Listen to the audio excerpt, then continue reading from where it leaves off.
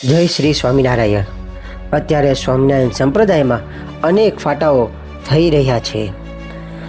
સંપ્રદાયમાં અનેક સાધુઓની પાછળ કહેતા કે એક સાધુઓની પાછળ હજારો લાખો હરિભક્તો દોડે છે.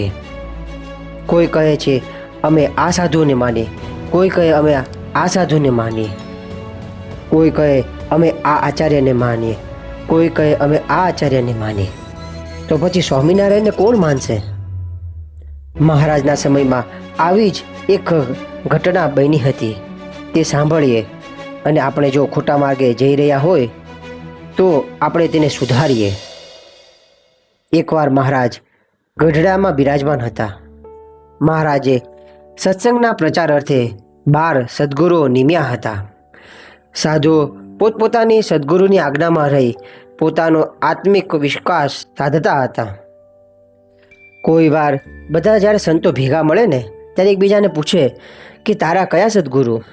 કોઈ કહે મુક્તાનંદ મારા સદ્ગુરુ, તો કોઈ કહે બ્રહ્માનંદ મારા સદ્ગુરુ, તો કોઈ કહે નિત્યાનંદ મારા સદ્ગુરુ. એમ કરતાં પછી એવું બન્યું કે સાધુઓ પોતાને મુક્તાનંદી, બ્રહ્માનંદી, નિત્યાનંદી એમ ઓળખવા લાગ્યા. એમાંથી હુંસાતુશી થવા લાગી. અભિમાન અને ઈર્ષ્યા પણ જાગવા માંડ્યા. મહારાજે એનો સરસ ઉપાય શોધી કાઢ્યો.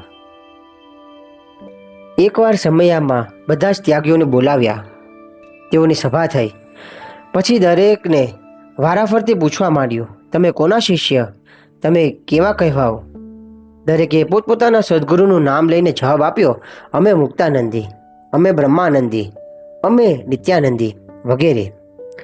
બધાના જવાબ સાંભળીને મહારાજે ધીરેથી હસીને કહ્યું, બધા મુક્તાનંદી, બ્રહ્માનંદી, નિત્યાનંદી છે, પણ કોઈ સહજાનંદી તો નહીં ને? હું તો સાવ શિષ્ય વિનાનો થઈ ગયો. મહારાજની વિનોદભરી માર્મિક ટકોરથી સૌની આંખો ઉઘડી ગઈ. બધા બોલી ઉઠ્યા, અમે બધાય સહજાનંદી છીએ, આપના જ શિષ્ય છીએ. ફરી આવું દૂષણ ન ઘૂસે એટલે માટે મહારાજે તે દિવસથી 12 સદ્ગુરુઓના શિષ્ય મંડળો બદલી નાખ્યા. મહારાજ વખતે તો મહારાજે તેનું સોલ્યુશન કરી આપ્યું, પરંતુ આ સમયે આ વાત જે સત્સંગમાં ઘૂસી છે તેનું સોલ્યુશન કોણ કરશે? હજી એક પ્રસંગ મહારાજ વખતે બનેલો, તે સાંભળો. મહારાજે પહેલું અમદાવાદમાં મંદિર બંધાવ્યું. તે નરનારાયણ દેવનું મંદિર બનાવ્યું. ભુજમાં નરનારાયણ દેવનું મંદિર થયું. વડતાલમાં લક્ષ્મીનારાયણ, ધોલેરામાં મદન મોહનજી મહારાજ, જૂનાગઢમાં રાધારમણ દેવ અને ગઢડામાં ગોપીનાથજી મહારાજનું મંદિર થયું. આ દરેક મંદિરમાં સાધુઓને મહંતના હાથ નીચે મૂકવામાં આવ્યા હતા.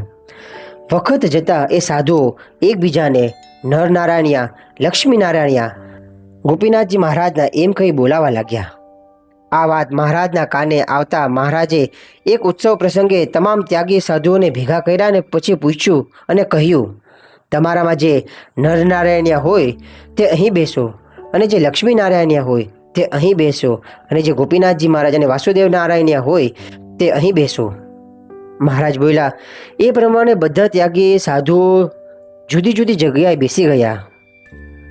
પછી મહારાજે વિનોદપૂર્ણ હાસ્ય કરીને કહ્યું, હવે જે સ્વામિનારાયણિયા રહ્યા છો તે મારી પાસે આવીને બેસો.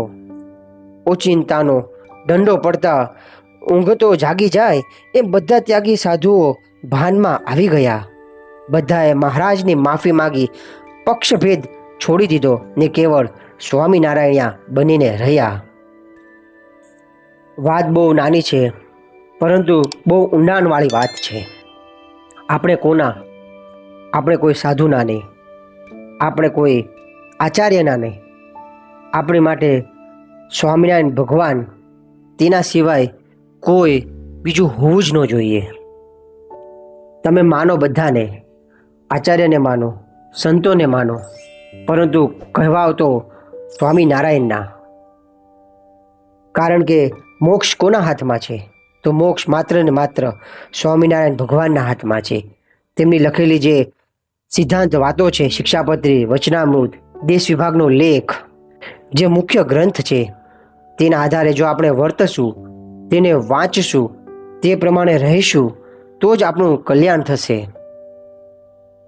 તેથી દરેક હરિભક્તોને વિનંતી છે કે જે મહારાજે માન્ય કરેલા શાસ્ત્ર છે તેને જરૂર ને જરૂર રોજ વાંચવા, એકાદ બે પેજ વાંચવું, જેથી કરીને જો કોઈ આપણને અવળા માર્ગે લઈ જતા હોય ને તો તેનાથી આપણે બચી શકીએ.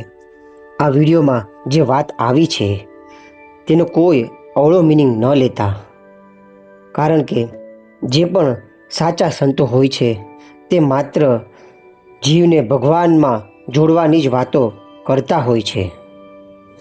કોઈ દિવસ સાચા સંતો પોતાનામાં જોડવાની વાત નથી કરતા અને કોઈ વાડો કે કોઈ અલગ સંસ્થા સ્થાપવાની વાત નથી કરતા.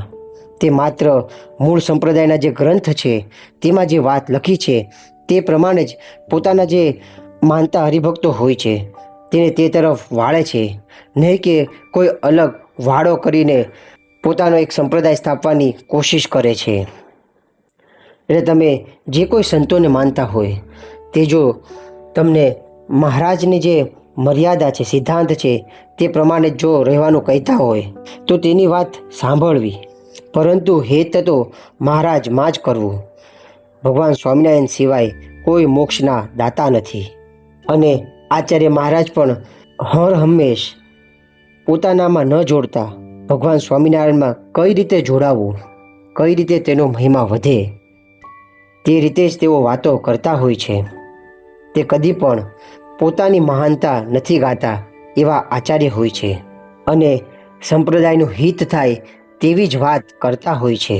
કોઈ પણ સંત અને આચાર્ય જો પોતાનામાં જોડે તો તેની સાથે જોડાવું નહીં. જે સાચા સંતો હોય અને આચાર્ય હોય તે ભગવાન તરફ આંગળી ચીંધે અને ભગવાન જ સર્વ મોક્ષદાતા છે તેવી વાતો કહે, નહીં કે પોતાનો અલગ સંપ્રદાય સ્થાપવાની વાત કરે.